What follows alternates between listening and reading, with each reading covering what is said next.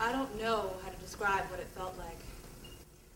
It was supposedly a gay white man's disease, okay? And so I asked him, I said, are you okay? What's wrong? And he said that he found out that he had AIDS. And when he told his roommates, they kicked him out. The ninja.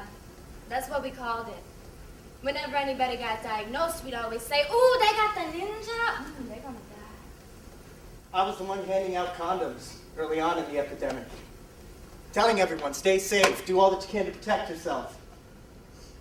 And when the drugs came in, all that just went right out the window. For me, it was really hard because, I mean, to be jumping into this material every day for the week that we did it. Because that idea of confidentiality, you don't realize how true it is and how real it is until it's taken from you, and then it's gone. It eventually starts to seem like impossible. Having to put on this face for about 20 to 30 curious patients. And I got to Georgia, and I called him. And I cried.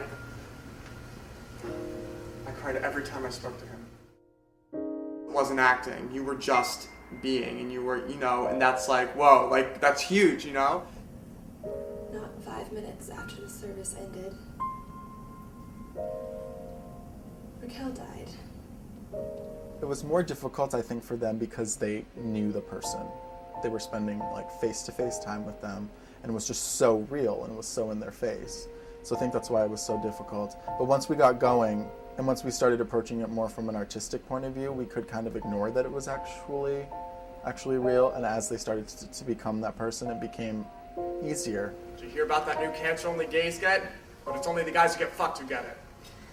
I don't know what, I feel the ground beneath me, and I just try to let everything come up and just out and at people, and I keep telling myself, don't play the dramatics in it, that'll come out, don't play the humor in it, that'll come out, just be as honest as you can. Themselves and think that they're immune, and they're not.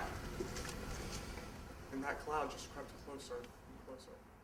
Doing this project has really taught me, you just see these people who have had it worse than you can even imagine, and you see them smiling, and they're still holding on, and they're like, I have a hope, I have a reason to get to the next thing. And it's like, wow, like.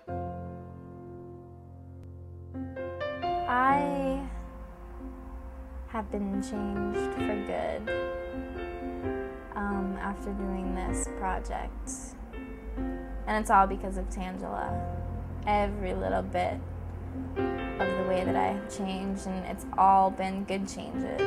All I could do was like hug her, and like once again she was like my strength in that moment. Like she kept on saying thank you, and I was like, no, thank you, like, are you kidding me? But she said it was really helpful to see it. So like I feel like I know these people, and that's huge. I feel like I know this person, and then they start pointing the person out, and they can tell who it is, and you're like, whoa, like I did that, I totally portrayed that, and I feel very accomplished because this has been a very emotionally taxing experience. I'm sure all the actors can attest to it. It's something that I'll look back on, and I'll say that was one of the best things I ever did with my life.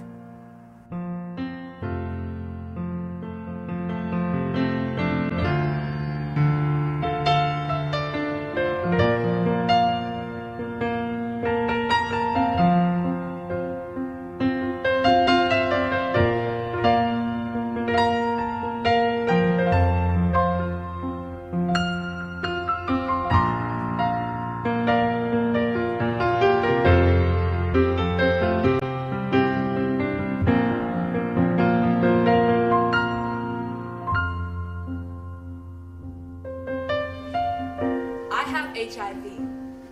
I can say those words now. I have HIV. Another I am layer living. of heart. It makes the heart stronger. And then all you can say is you.